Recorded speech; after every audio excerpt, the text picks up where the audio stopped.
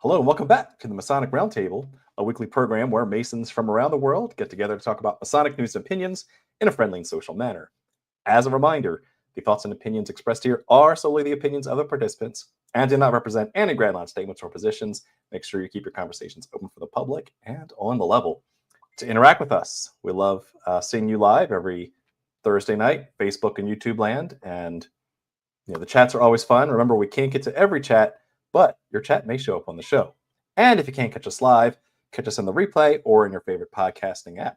You know me, John Ruart, past master of the Patriot Lodge, number 1957, in Fairfax, Virginia, but not currently in Fairfax, Virginia, currently at an undisclosed location. So next up for his introduction, Joe Martinez. You just threw me off. I never go next, so I wasn't ready. But hi, you know me, hi. Joe Martinez. Yes, hi. Let's see. Past and current master of Manassas Lodge, number 182 in Manassas, Virginia, member of Things and Stuff, and I am in my office where I usually am. So good to be here. You need to move one of your figures so we know it's not a Zoom background. Oh, okay, gotcha. Yeah, we'll rearrange. Yes. Okay. We'll work on that. I got you. Coming from undisclosed location, number 2, Worsh, Jason Richards. Hello. The worst. You guys are the worst. Jason Richards here, past master of Vacation Lodge number 16 in Clifton, Virginia, member of Lafayette Lodge number 79 in Zanesville, Ohio. Not in Virginia currently, at an undisclosed and rather spooky location. Yeah, I'm getting the vibes. So kudos. And last but not least for tonight, Brother Robert Johnson. Howdy, y'all. I'm here in a disclosed location. Past Master Joaquin 78, past Master of Space Novum 1183, the premier education lodge in the state of Illinois, and the host of the Whence Came You podcast.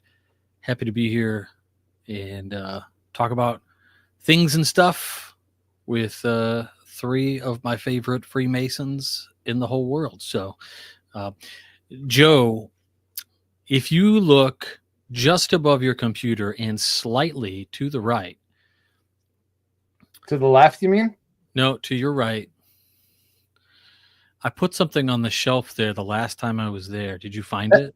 That is the left, Banana Head. And Is yes, it? we'll show it to everybody. So I noticed it about a week ago.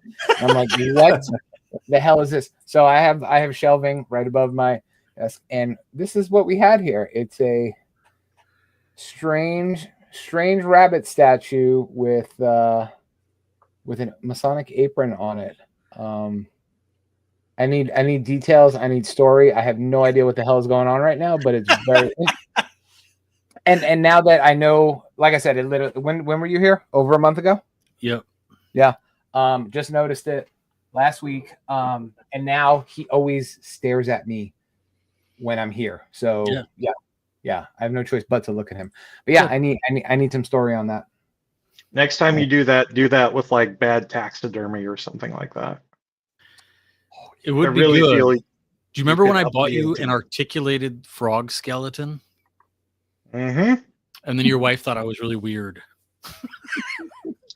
I mean, that's not the only reason. Normal No, Masons, Yeah. I mean, She normal was Masons like- have a traveling gavel. Okay. Did you ask for this? No. No. Okay. Yeah. I think all our wives think we're all weird, but I think it's to be expected. Yeah. Well, I think all of our wives Okay, who well- actually watch the show are weird. Noted. Got 2 out of 4. John, you were saying? You know who also watches the show? Our patrons. So special shout out to all the lovers of Freemason stuff. To include Allegedly. our patrons who support the Masonic Roundtable. Allegedly. Yes. We So do not have empirical are data awesome. linking our Patreon supporter to people who watch the show. That is true. We need more data. Let's get more data. All right. But if you want to support the show, head over to patreon.com/the Masonic Roundtable so we can get more data. And when you join, tell us, do you also watch the show? And I just decided the biggest patron on our Patreon, come the end of the year, will get one of a kind rabbit with a Masonic apron on it, as our gift to you. So There we go. surprise. All right. Yeah.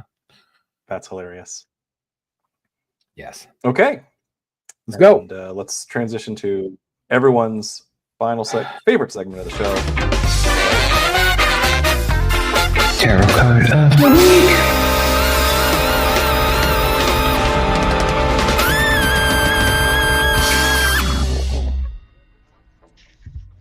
You had a little slip there, What have we got, buddy. You Jason? said everyone's final segment almost came out of your mouth, and I'm like, oh, you got the 2040 It did. episode in your head already? Got the script We're written. almost there. He's jumping the gun. 15 years, baby. I mean, Come for on. what it's worth, the past 8 months have seemed like, 15 years. So, Yeah, 2025 is a weird one. Yeah. Yes. all right. Tonight we have my traveling deck. It is the Prisma Visions Tarot, and we'll see what we have tonight. It is the Hierophant.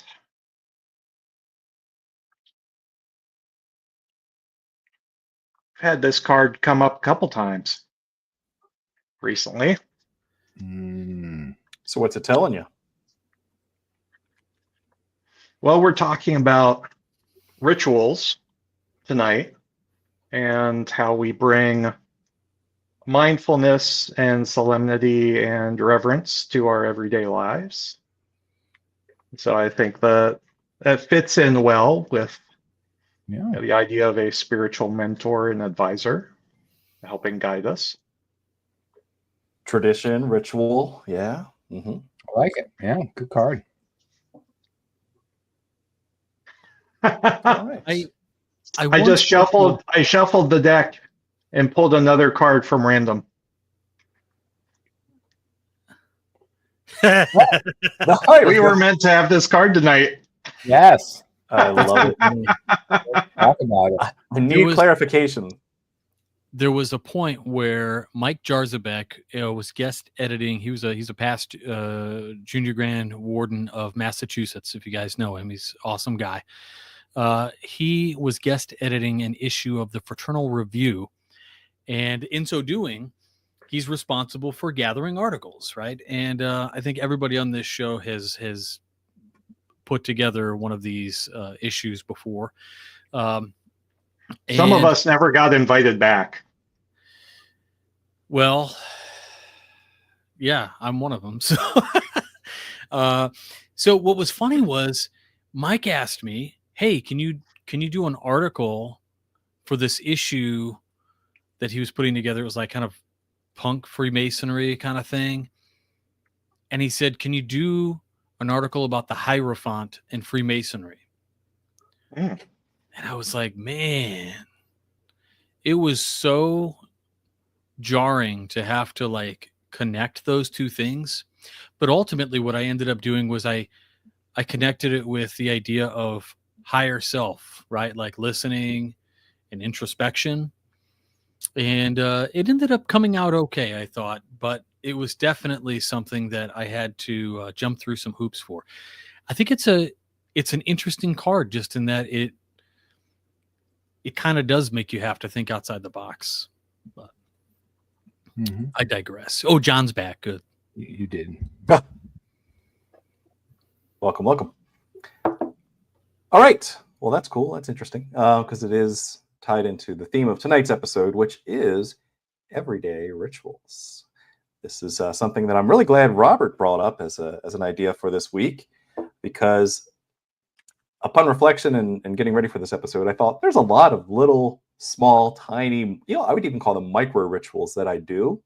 And I do it without thinking, but yet they're deliberate, they're intentional, they have a purpose, and I get some sense of fulfillment from it. So Tonight, we as Masonic ritualists will dive down deep into other, probably non-Masonic rituals and what they mean to us and how they can enhance our lives. So, Robert, take us away. What else were you thinking when you came up with this topic? Well, I was thinking about at the beginning of COVID when I first got sent home, which I think was January, February, March 19th of 2019 or something, whatever it was. I can't remember now. 2020. March 2020. Yeah, like I went back and visited my desk to get some tech that I had there so I could bring it home and use it. And I hadn't been back to the office in a couple of years, and everything was right where I left it, including a coffee cup I left on the saucer, which was stuck from the sugar. It was hilarious. And my calendar was still there. It was still open to the same day, and everything was just wild. Anyway, when I came home, it became necessary. Like you kind of take it for granted. Everything you do in a day, you have these sort of rituals for. For me, it was, get up and you brush your teeth and you go to the bathroom and, you check your email real quick while you're making your coffee or whatever it was. And then you've got that morning drive maybe, and you turn on a podcast or you're listening to your audiobook, and then you get into the office and, you have kind of like, some people are very regimented. I'm one of those people. And when that all went away, it became really necessary for me to sort of take a moment and go, what am I going to fill this weird time with now?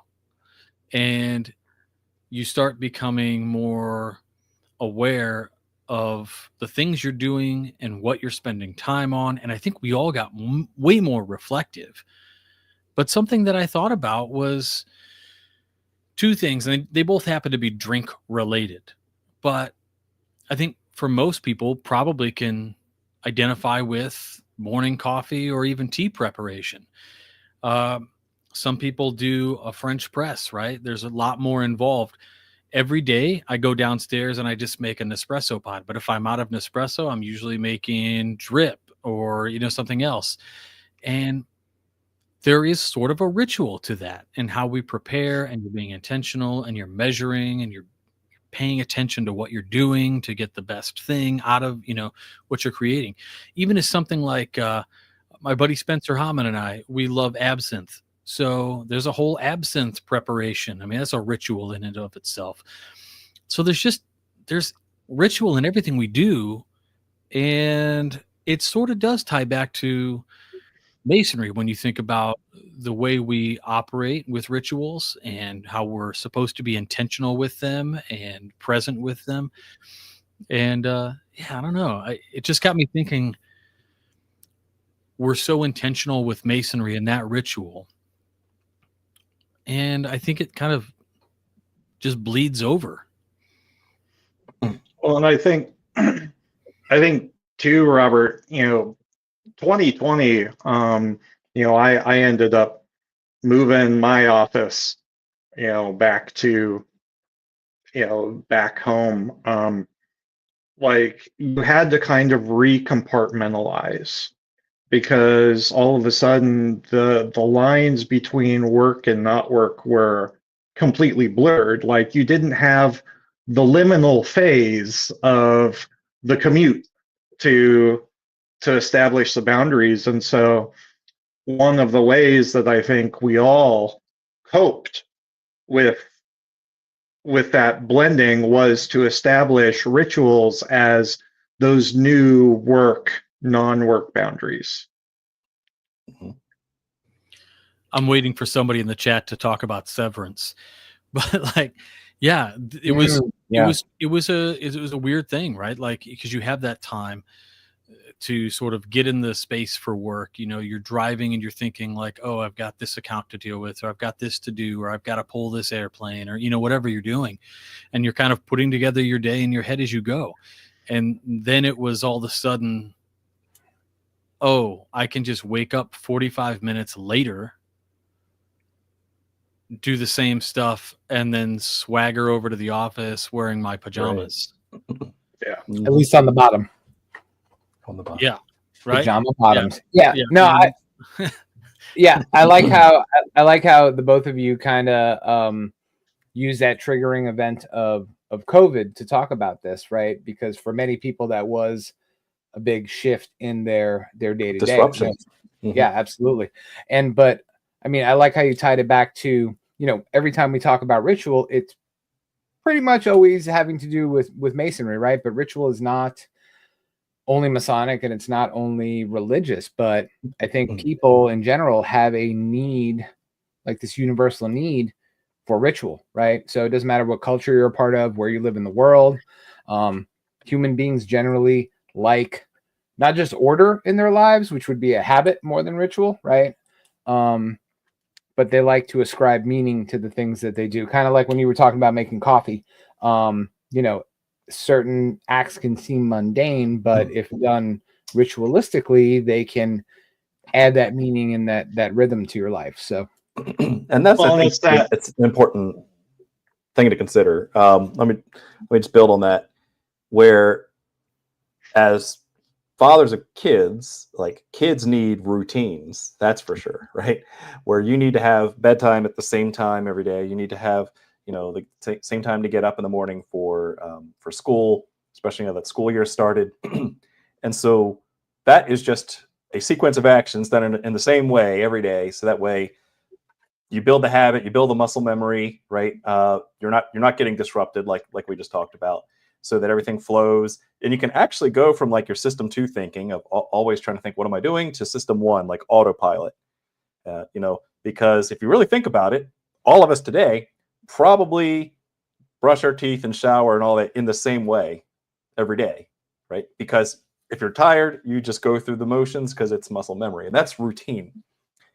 And then there becomes this time where routines shift from a process to an intention.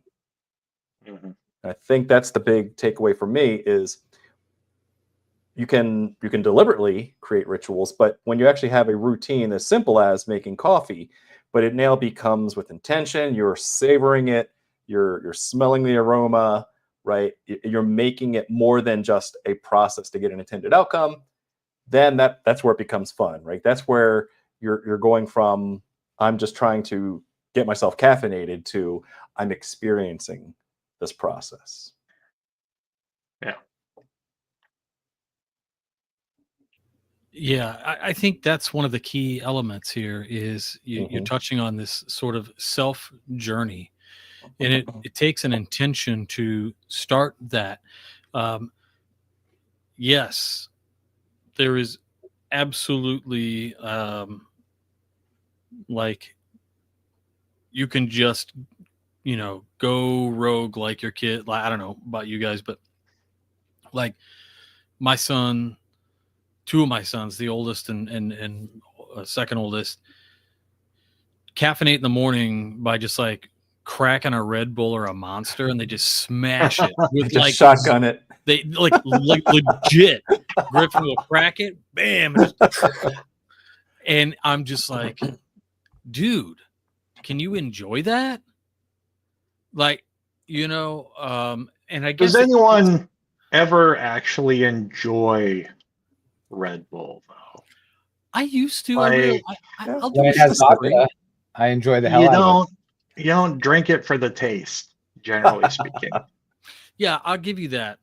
But it's just kind of funny. Like, I used to just like throw the coffee in and bam, get the caffeine, right?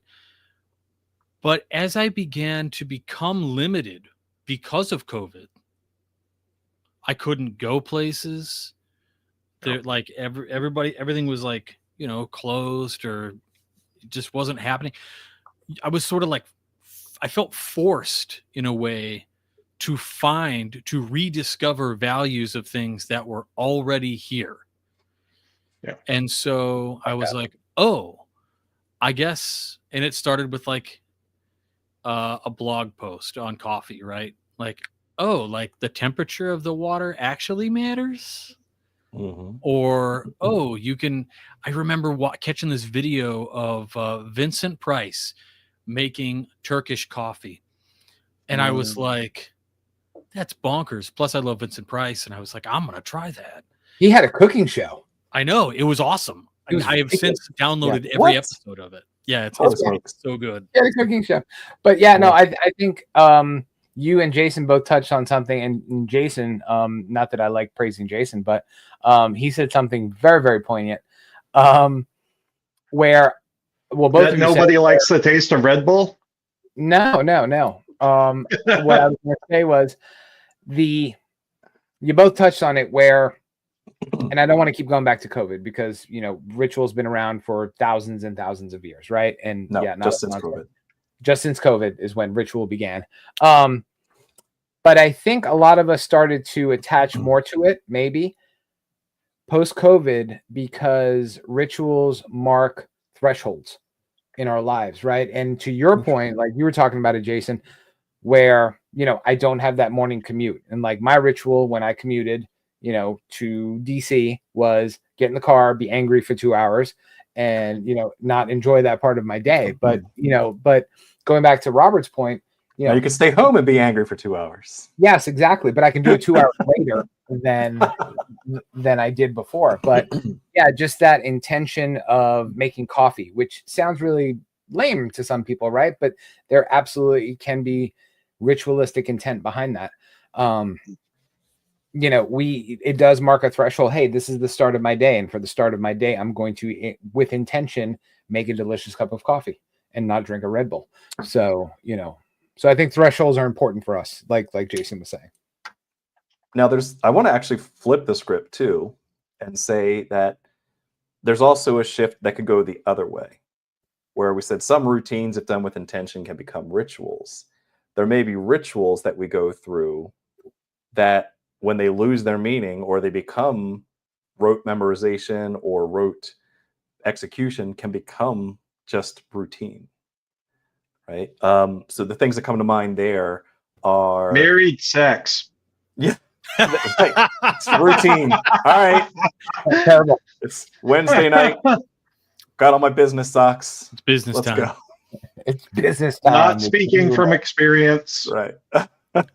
This is a great point, yeah. John. I think we know where you're gonna go. Well, and so the thing that comes to mind too is like organized religion, right? So huge, strong supporter of my faith. And I watch people go through the ritualistic motions during service. And many of them I can't read their minds, but you can tell that they are just going through the motions for the most part. And those rituals, especially if you're really into liturgy and really doing the things they're done with intent, with purpose, and to invoke a certain sense of feeling or belonging. And yet, there are times where if you aren't present, you can be going through the ritual and really end up producing a routine. Does that make sense? Mr. Martinez. Yes, Dr. Ruark. What I thought of, and it's a weird thought. You took me back in the day. So, I tell everyone I'm a recovering Catholic. I grew up Catholic and I don't play there anymore, and that's okay. But yeah, I can distinctly remember for all the years, 20 plus years that I went to Catholic church, I would see. And it was mostly what I got the sense, because the older folk always sat towards the front, right? They're in the front of the church.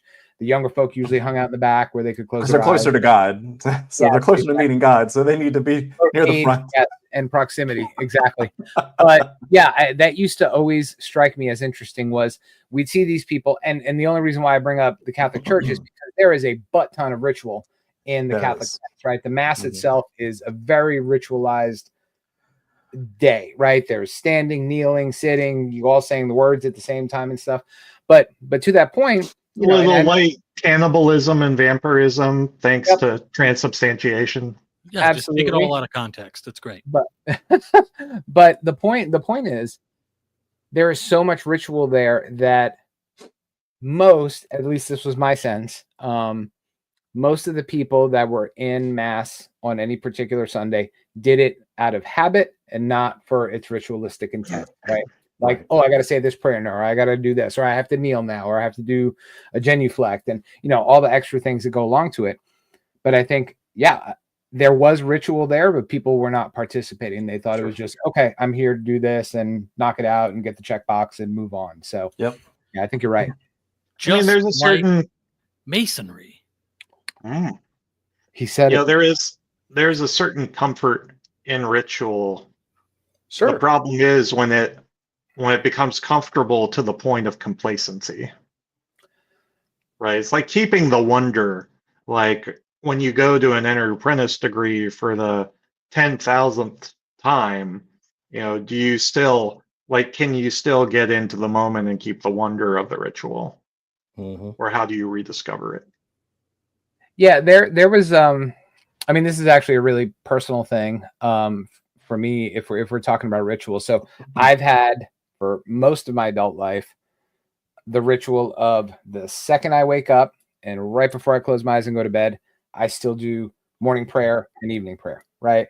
And it's changed over the course of my life. I'm almost 50, but I can tell you there was a good 5, 7, 8 years where for me, it just became a habit. It's like, okay, I'm going to pray. I'm just going to get through it. I'm going to get through it as fast as possible and move on to the next thing. And then it took a good long time. Like I said, almost 7, 8 years where I was like, what the hell am I doing? I'm like, why am I doing this if I'm not going to do it with intent and purpose? And then, so I still do it to this day, but now I realize that, okay, it's like I'm doing this for a purpose and not just a check the box kind of thing. But, and like I said, it wasn't intentional. It didn't happen on purpose. I wasn't angry about praying. I was just like, why am I doing this if I'm not getting anything out of it other than just to say words in my head quietly and then move on with my day? So yeah, that was something poignant for me because it happened to me and I couldn't tell you to this day why that happened, but I'm glad I observed it and was aware of it and changed it a little bit. It is interesting because I think about the times where I could almost liken that to when you're trying to read a book, and whether it's for school or whatever, generally you have to get through a text and then you go, oh man, like your eyes, you were reading it, but like your mind really wasn't there. Yeah. And so it becomes this thing where I go, wait a second, let me reset. And I read each word and I'm thinking about what it means as I'm reading it. Yes, I'm a slow reader. I read at the speed of speech. That's how I read. And so it takes me some time. Like my wife can fly through a 300-page book in like 4 hours. I don't know how she does it, but I'm envious. But it's just like, I just can't find the intent and understanding and grasping what I'm reading if I'm going through it that fast. And I could totally see, Joe, like where you would be sitting there, maybe you're going through your gratitude list or whatever, and it's the same things all the time, right? Because like for me, I practice a form of a ritual where I do something similar where I'm always, talking, thinking and kind of putting out there what I'm grateful for, right? And if I'm just doing it to check it off my list, it's meaningless. Right. Yeah, you've gained nothing. It's worthless. Right. Yeah. So that can definitely be frustrating. And I wonder, we kind of touched on it. I know we're talking about outside of Lodge, but how many things in our daily lives have we ascribed things to? Like brushing your teeth, right? Yeah, that's a ritual. I do it, or I guess, right? But it is more muscle memory. But I do think about some other things like, Jason, I know you're a fantastic cook, right? Do you find that like I was upon a time. Well, fantastic. You make pasta. You're the greatest of these. I do. These three schmucks. Yes. Do you find that like with cooking, you had ritual, or like my wife used to do a lot of gardening, there was definitely ritual there. Yeah. Yeah, that's again where we turn it from a routine to actually applying some intent. And holy smokes, you can do that with anything. So it kind of reminds me, there was a video I saw of a Tibetan monk years ago. And I think the interviewer was asking him, like, how do you meditate? Or how often do you meditate? He's like, all the time. She's like, but like, how many times a day? He's like, I'm meditating right now. It's like, oh, because it's always with intent. He's always present in that moment. And I think that's a fascinating way. Same thing for like the Jesus prayer, right? St. Paul says to pray without ceasing. And yet if you treat it as a routine, right, you're just going to pray. I'm going to pray for the same thing 1,000 times, just hope it catches on. Is it what he meant? Right? Exactly. Right. You know, did it mean to just pray? go, dear baby Jesus? Right. Right. Well, You know? so that's a great point, because it should be unique every time. Mm-hmm. Should be. Yeah. Right, Joe? I would say, I think if you're doing it with intent, yeah, the experience should be unique every time. I would say that a lot of organized systems that claim to have ritual or try to espouse ritual, it's become routine or habit. Like, perfect example, as y'all were talking, I was thinking about it. Like, depending on what flavor of church you go to, if you're a Christian, a lot of them have this one time in the service where you say a creed, right? And there's a couple of different flavors of creed, but that's a perfect example of like, okay, there's this prayer I've memorized. Everybody knows all the words, but you can sit there and look around the room. It's like, okay, these people are just saying it. They're not even thinking of the words that they say. It's like, we're all going to recite this creed together, but how many of them are actually getting meaning out of it, right? Like, it's like that. This is just the time in the service where we do this, so we're going to do that. Right. Exactly my point. Also, I was talking to a coworker today, actually, about she's actually going to change careers soon and go for acting and be an actress. And so I went down the story of how my method acting background, and I think that's another interesting way, right? You hear all the bad stories about method actors who like don't call me by my real name, call me by my character name, right? That aside, that's a little over the top, but if done right, the whole point of method acting is that you are experiencing that scene for the very first time every time you do it. It is brand new with intent.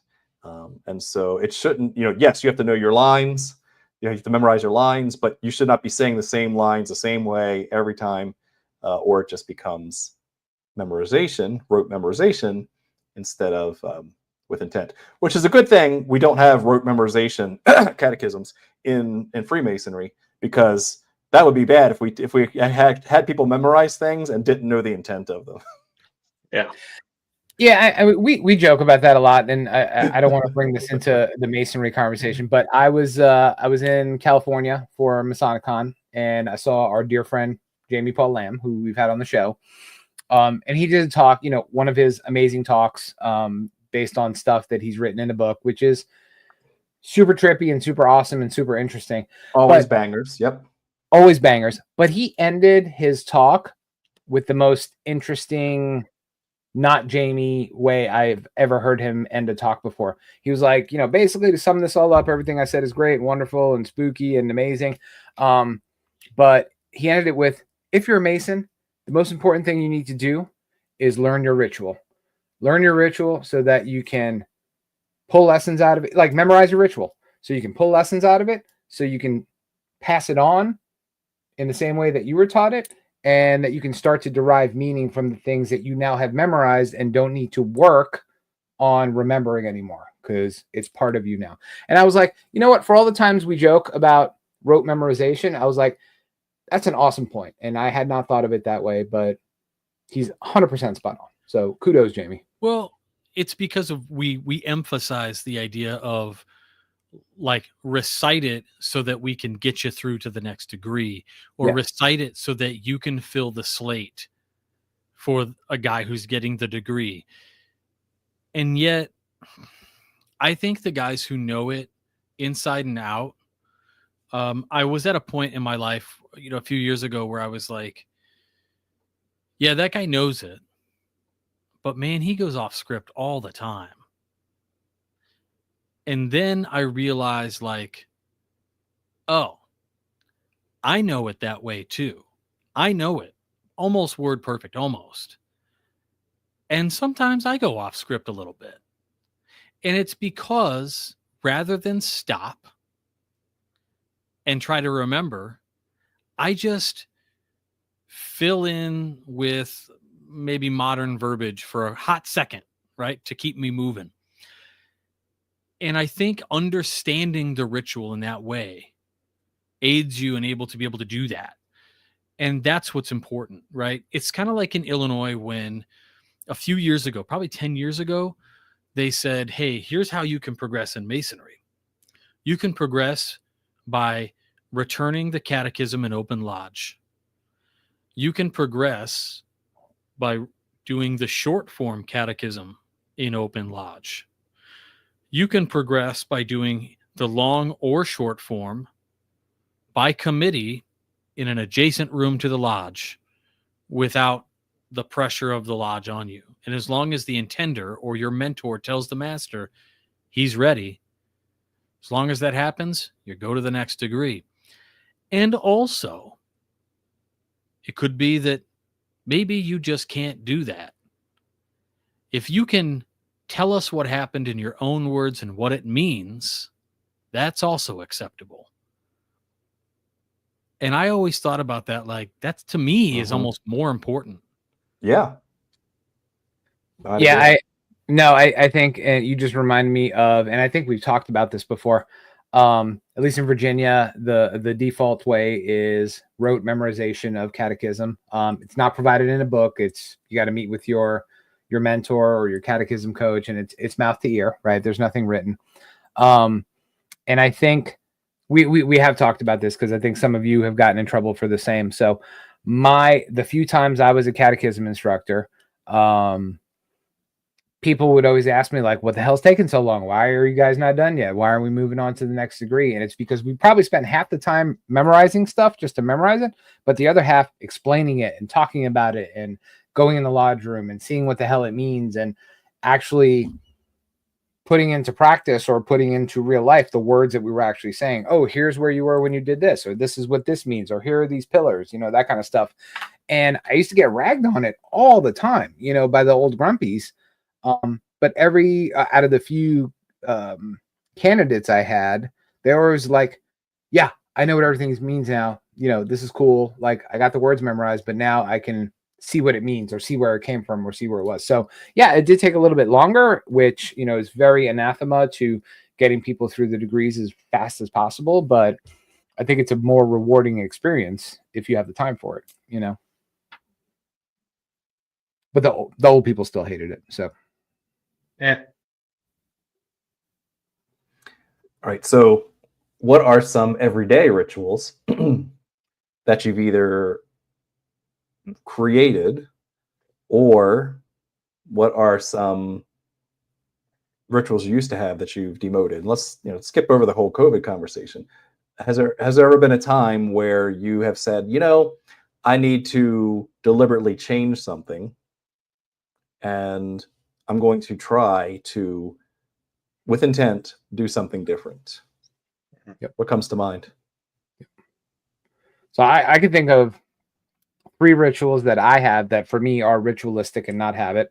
The first one was morning and evening prayer, right? I definitely, at some point, probably a few years ago, before COVID, just made an intention to, okay, this is going to be time with intent. It's not going to be scripted, and it's going to have a purpose, right? And for a lot of that time, it's gratitude. Sometimes it's just making sure other people are well and just, making sure that they know I'm thinking about them. So that's always one.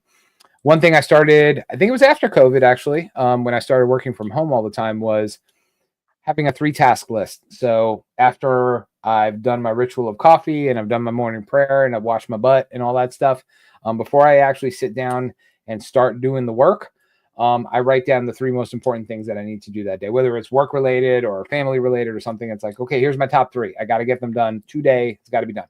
And that sits on my desk the entire time.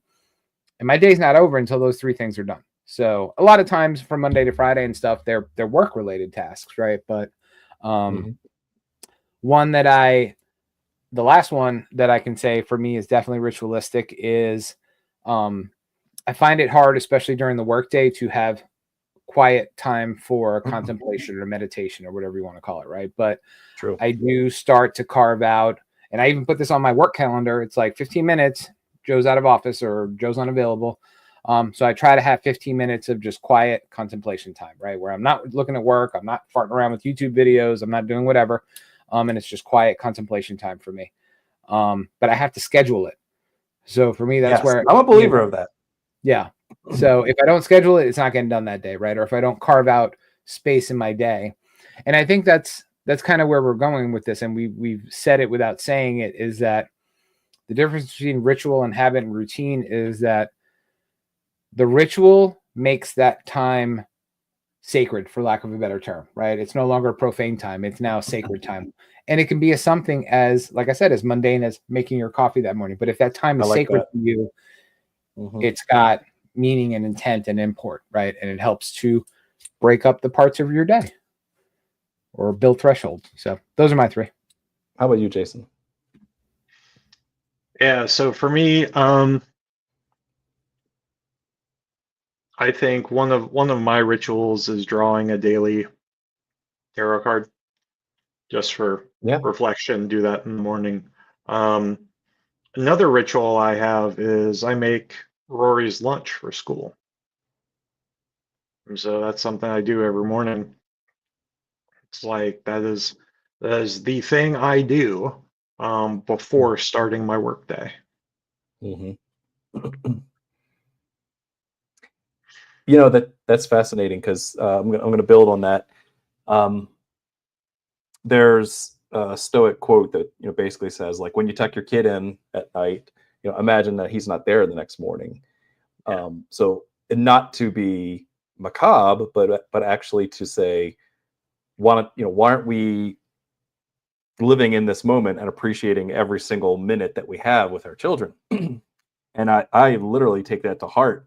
So I usually put my my youngest to bed, and I think about that pretty much every time I walk through the threshold into his room.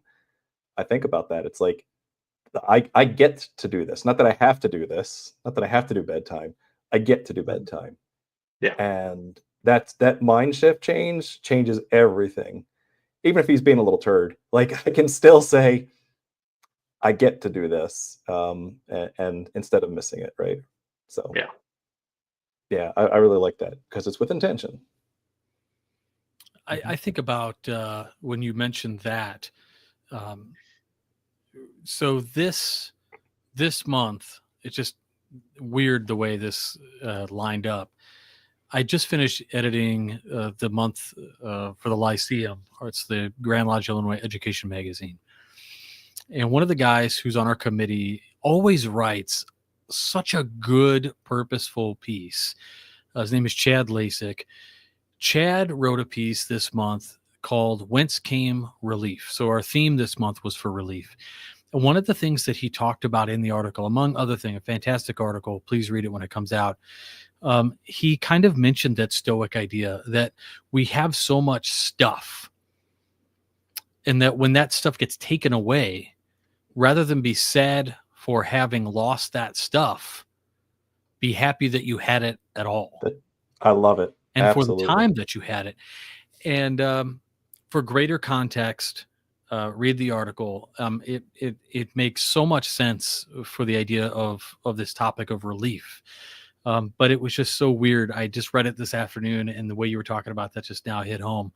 I think about a couple of things that I do, which forever, you know, and I think my family always thought I was a little strange, in that a couple things I do is so three things is people will tell me something, or they'll talk to me, ask me a question, and I don't answer right away. Because I'm like thinking about it, right? Another thing I do is I'm kind of a sensory guy. I'm not like I just take time to appreciate something, like, oh, that's interesting. I like the ground under my feet. Like, my kids won't walk on the grass barefoot, but I love it. Like, I can't stand wearing shoes.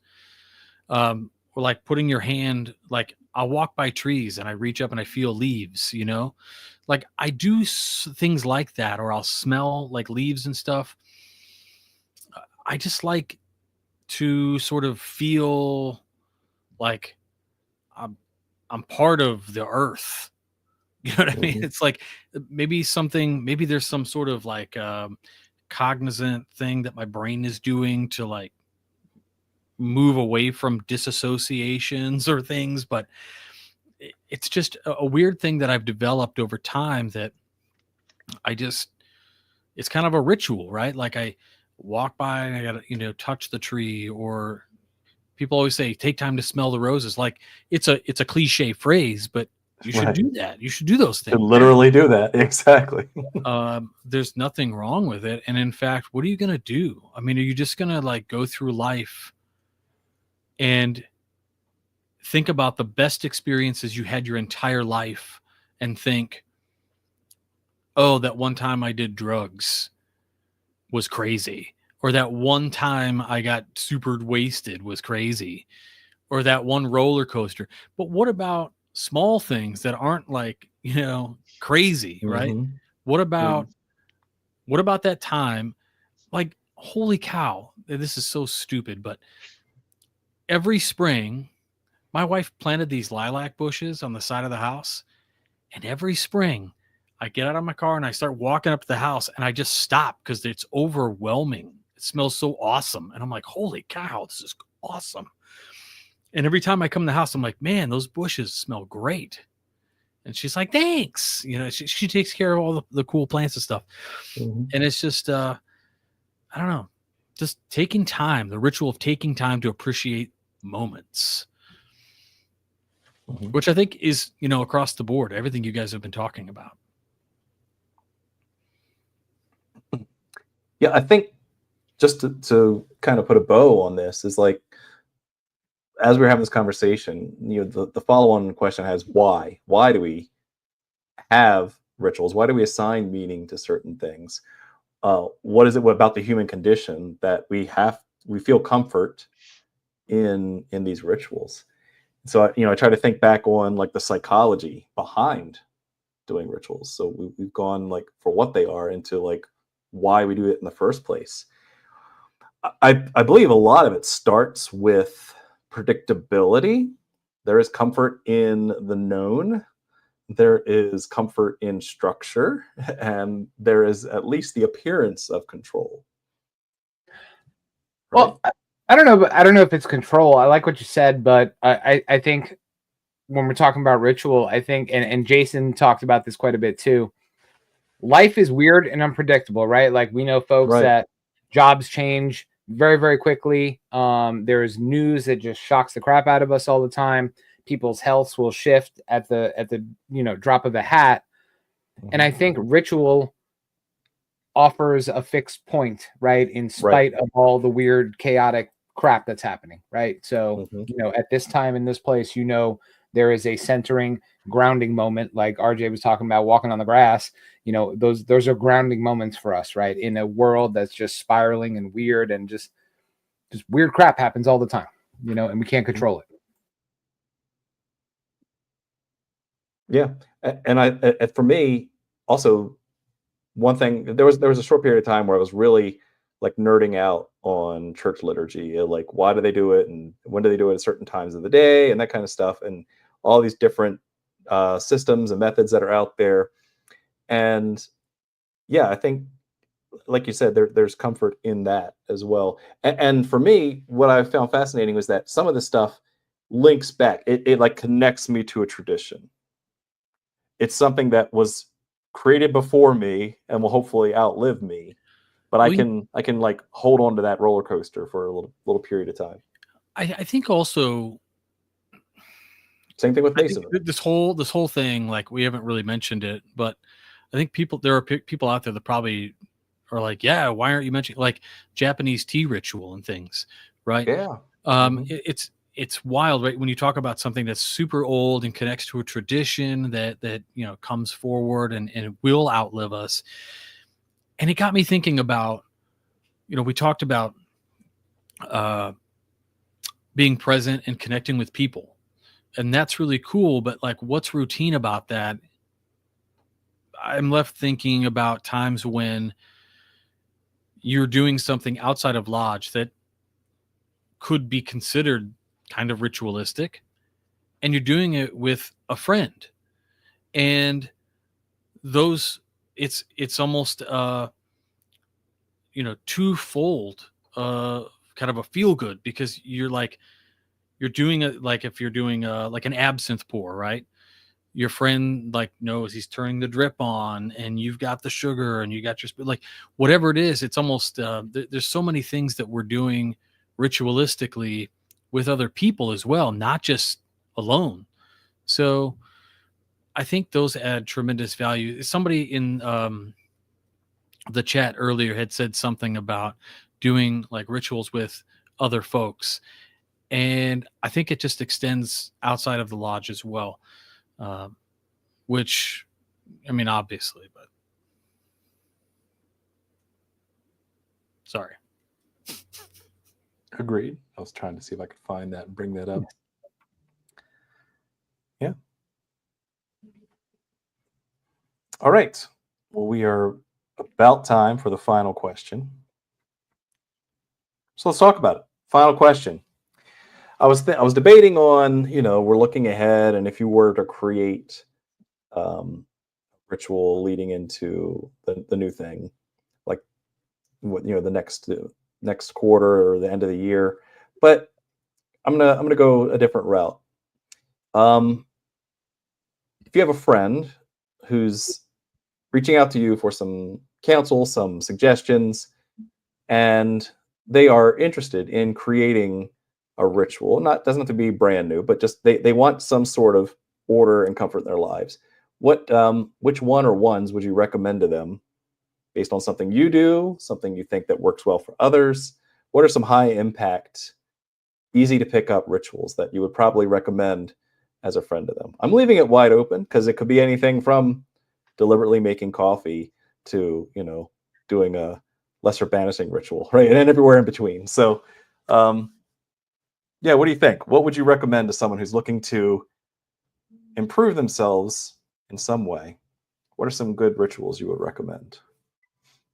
Let's start with Jason. So one, I think I would have them examine their routines. Ooh. And I would ask them if they have any routines that they can observe and exercise more mindfulness and intentionality about. So that's one way I think I could suggest creating rituals. It's a baby step to creating rituals because it's things they're already doing. Good call. Tattoos are very ritualistic, for me, at least. And I know it's, I probably can't recommend everybody go out and get a sleeve or something like that. But whenever I go in, my artist, Mr. Symmetrical, puts on like trance music, and we have a ritual to include sometimes like sound clearing of the studio by virtue of a big gong he has. And the tattoo session becomes a 3-hour meditation. That's a way that you can turn something with a little bit of intentionality, something into a deeply meaningful ritual experience. A lot of this comes down to just being present and being intentional with how present you are in the moments that you have. If you find yourself doing the same habits over and over again, try doing those habits while you are focusing in the moment and trying to be present in the moment. And pretty soon that will turn into a ritual for you. So it wasn't exactly what you were looking for, John, but I think the easiest way to pull together some rituals is to examine what you're already doing. I like it. I dig it. And I think the tattoo ritual is fascinating, by the way. That's pretty cool. It's a good experience. How about you, Robert? What rituals would you recommend to a friend? Honestly, I think some of the easiest to do, I would say like daily journaling, but man, sometimes a daily thing just turns into a thing you don't want to do. You almost resent it for even existing on your to-do list every day. I used to have a to-do list that was like the things I got to do every day and then the task list. And I remember I was reading this book by Gene Simmons at one point, and he was like, in the book, he said something like, if you finished everything on your to-do list, you didn't have enough on it. And this was like a hallmark of production and really like fed into obsessive compulsive behaviors that I have that are always like, stay busy. And it's not exactly healthy. So I found that when I would try to create daily rituals of like a bunch of different things to do, after a while, I started to resent the list. And so to overcome that, you kind of reevaluate what you are looking at, what you want to do. And what I would then recommend to somebody, because I wouldn't want them to, feel like, oh God, this is ball and chain and it's this journaling exercise I got to do every day. Well, I think something that you can do is a short recitation. So like you could write down something that you want to accomplish. Just write it down once, keep it in your wallet. Don't tell anybody about it. And every day when you get up, just recite it to yourself. I think that simple act of ritual is both, I'm not playing around, I'm not mincing words, like is magical. And at the same time is a moment of self-reflection that can be really helpful to some folks. So yeah, I like that idea. It's kind of law of attraction sort of esque. And if you think that's crazy or you think I'm crazy because I think about that stuff, that's okay with me. So yeah, enjoy it. And I just would then ask, like if somebody said that's not really my thing, well, so what do you do every day? And like Jason said, in order to find a ritual that works for you, you do have to do some examination of yourself and think about what you do. Yep. Yeah, that's it. Well said. Stack those habits. I love it. Joe? What would you recommend? Oh, okay. Yeah, so I was going to key back to some of mine, some of my personal rituals, but then I thought, I'm like, okay, because a lot of mine are very spiritually focused, right? And I think that it's bad to assume that people are in the same place you are spiritually, right? So mine are not going to be anything like what I do, but I think for me, still having a morning and an evening thing that becomes ritual is probably really important to start your day ritualistically and to end your day ritualistically. So it could be something as, waking up and just thinking of 2 or 3 things that you're grateful for or that you have gratitude for. To RJ's point, writing them down or just thinking about them consciously. Just starting every day with a gratitude ritual. I am grateful for this, or I'm thankful for this.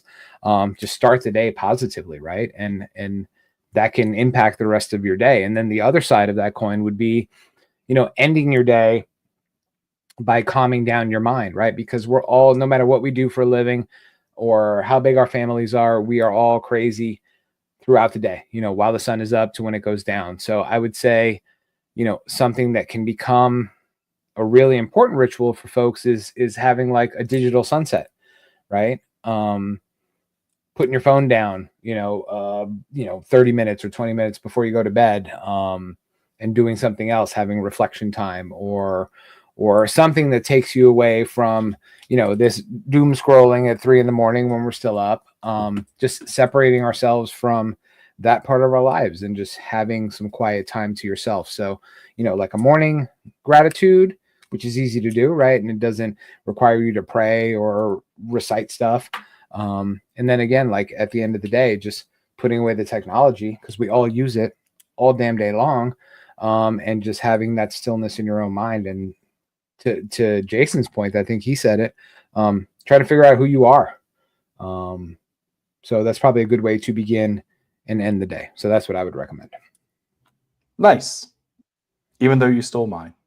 So sorry. One of mine. You had a lot there, which I love. I love all of them, especially the one that I was going to say, which is gratitude. Definitely a high impact thing. There's a lot of science behind being grateful for things, and it gives you a dopamine hit, and it uplifts your spirit.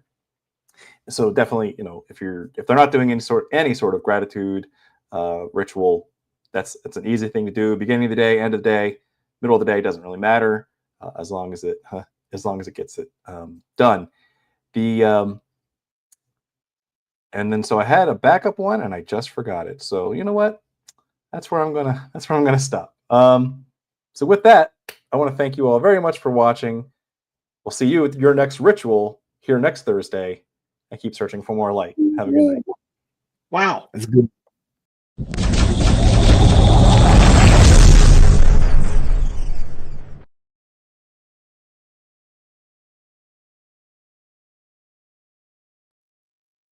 Wow.